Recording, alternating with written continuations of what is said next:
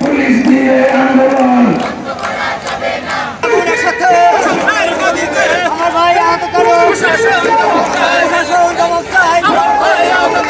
এই দেশ আমাদের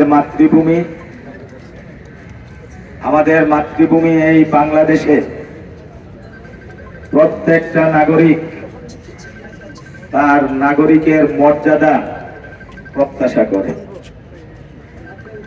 আপনাদের মাধ্যমে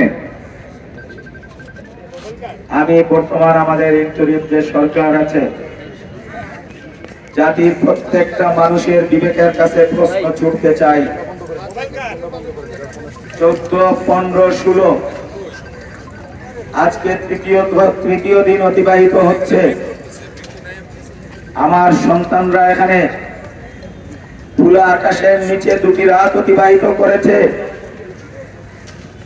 আমরা আমাদের ন্যায্য কিছু দাবি নিয়ে বর্তমানে আমাদের রাষ্ট্রীয় সর্বোচ্চ যিনি অভিভাবক তার মনোযোগ আকর্ষণ করতে এসেছিলাম। দুর্ভাগ্য, সরকারের পক্ষ থেকে এ পর্যন্ত কোনো সুস্পষ্টভাবে সেটা নিরসন করা হয়নি।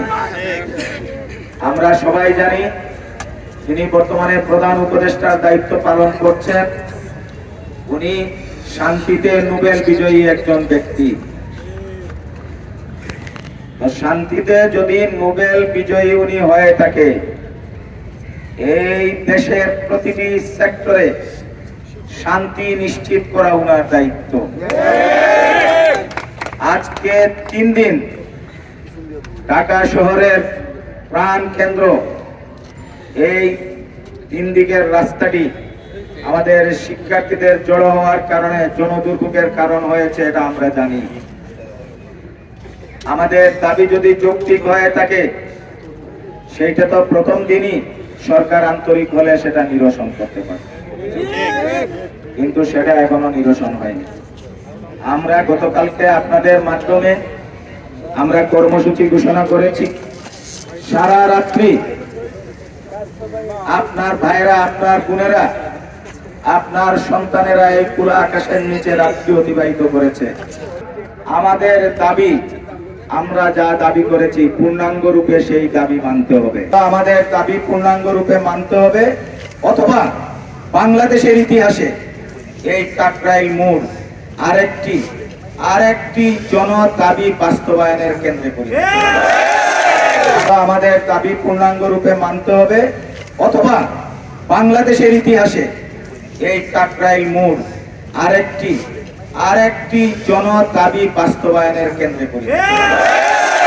আমরা এখান থেকে এক চুল পরিমাণ সরব না।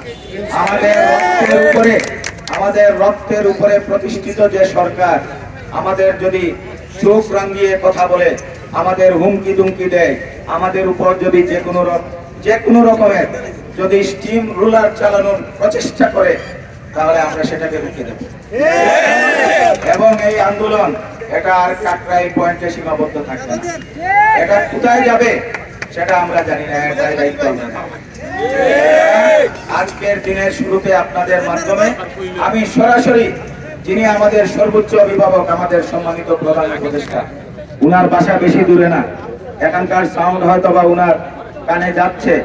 আমি অনুরোধ করছি, স্যার আপনি আমাদের সবার মুরব্বী, আপনার সন্তানদের এই দুর্দশা, আপনি তো নোবেল বিজয়ী নাকি শান্তিতে, তো নোবেল বিজয়ী হলে অন্ততপক্ষে আপনি আপনার অভিভাবকের জায়গা থেকে ভূমিকা পালন করেন। আমাদেরকে বেয়াদবি করার সুযোগ দিবেন না। আমরা বেয়াদবি করতে চাই না, আমরা বেয়াদব না।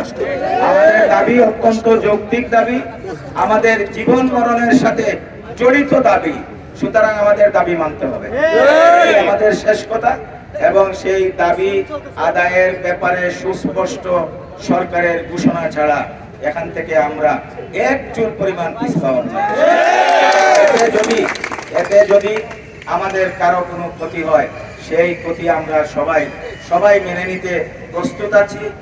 আমার যদি কোনো ধরনের কোনো সমস্যা হয়, আমাকে যদি সরকারি কোনো এজেন্সির লোক তুলে নিয়ে যায়, এই আন্দোলন যেন থেমে না যায়।